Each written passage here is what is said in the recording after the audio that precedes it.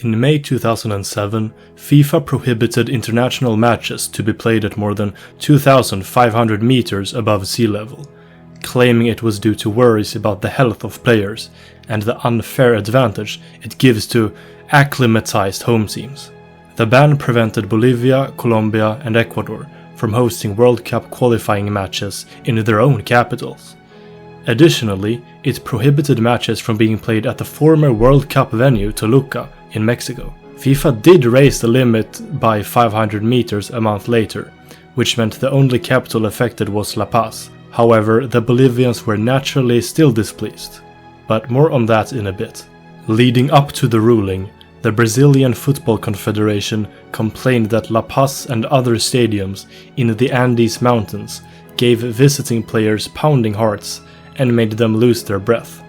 Flamengo even promised to boycott future matches at high altitude after many of their players used bottled oxygen in a Copa Libertadores tie with the Bolivian team Real Potosí.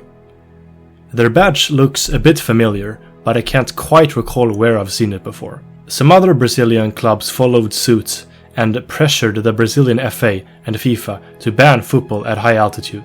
Around that time, Peru also stated they considered staging World Cup qualifiers against stronger teams in Cusco, which is 3,400 meters above sea level, despite usually playing their home games in Lima, which further put the issue on FIFA's radar. Several of Bolivia's cities are at a high altitude, and Bolivia's then president Evo Morales led a campaign opposing the ban. He thought it was discriminatory and even described it as football apartheid. Diego Maradona also joined the campaign and played for an hour at the Hernando Siles Stadium in La Paz. If a 47-year-old can play there, surely young professionals could, right? In April 2009, Maradona was indirectly involved again, this time as Argentina's manager, when they suffered a sensational 6-1 defeat to Bolivia in La Paz in the 2010 World Cup qualifiers. FIFA referred to the match as a stunning defeat in high altitude against the rank outsiders. Maradona did not use that as an excuse, but instead praised all the Bolivian players for their performance.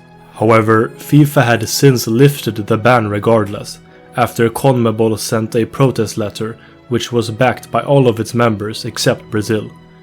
FIFA's executive committee subsequently voted to repeal the ruling.